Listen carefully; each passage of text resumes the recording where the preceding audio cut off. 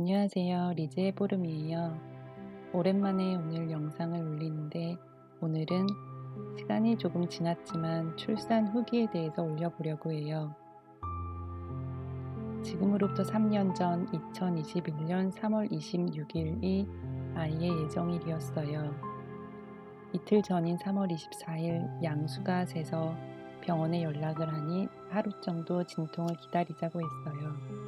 저녁까지 기다리는데 진통이 걸리지 않았고 다시 연락을 하니 진통이 걸리지 않았더라도 다음날 아침에 병원으로 오라고 했어요. 다음날 아침 병원에 가서 유도분만 준비를 했어요. 아침 9시에 병원에 도착했고 이런저런 검사 후 12시부터 촉진제를 맞기 시작했어요. 그런데 한참이 지나도 반응이 오지 않아 오후 5시쯤 의사 선생님이 오셔서 내진 후 아직 터지지 않은 양수 하나를 터쳐주셨고 그러자 바로 진통이 시작되었어요. 진통이 시작되면서 무통주사인 에피듀럴을 요청해서 맞았는데 다행히 무통이 너무 잘 들어 바로 잠에 들었답니다. 1시간쯤 자고 눈을 떠보니 이미 10cm나 자궁문이 다 열려 있어 바로 푸시 준비에 들어갔어요.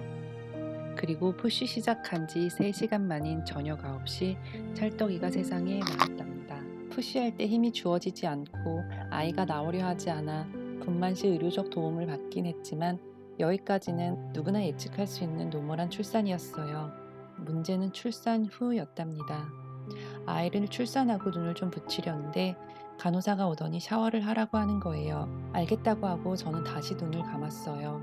사실 샤워고 뭐고 너무 힘들어서 잠을 좀 자고 싶었거든요. 그런데 조금 있다 다시 오더니 재차 샤워를 하라고 또 이야기를 하는 거예요. 이쯤 되니 자꾸 와서 잠을 깨우는 게 너무 귀찮아서 얼른 씻고 자야겠다는 생각에 찬 욕실 바닥이 추웠지만 얼른 샤워를 마쳤답니다. 그리고 이제는 됐겠지 하며 잠을 청하고 있는데 누군가 제 침대 아래에서 바스락거리는 거예요. 깨서 보니 간호사가 제 짐을 챙기고 있는 게 아니겠어요? 그때 신랑은 잠시 지인이 방문하여 밖에 나간 상태였거든요. 저는 간호사에게 뭐 하는 거냐고 묻자 간호사는 너 조금 있다가 나가야 한다는 거예요. 너무 놀라 나 출산한 지 몇 시간밖에 안 됐는데 라고 하니 출산한 지 6시간이 되면 병원을 나가야 한다고 하더라고요. 정말 제가 잘못 들었나 싶었어요. 출산 후 6시간 만에 나가야 한다니. 심지어 제가 저녁 9시에 출산을 해서 나가야 하는 시간은 새벽 3시였어요. 너무 놀라고 당황스러웠지만 그래야 한다는 간호사의 말에 제가 할 수 있는 건 부탁, 아니 예언하는 수밖에 없었어요. 아침에 해 뜨면 나가면 안 되냐고. 지금은 새벽이니 아침에 해 뜨면 나갈 수 있게 해달라고 이야기했어요. 그치만 바뀌는 건 없었어요. 간호사는 안 된다고, 그리고 조금 있다가 다시 올 테니 나갈 준비를 다 하고 있으라고 하더라고요.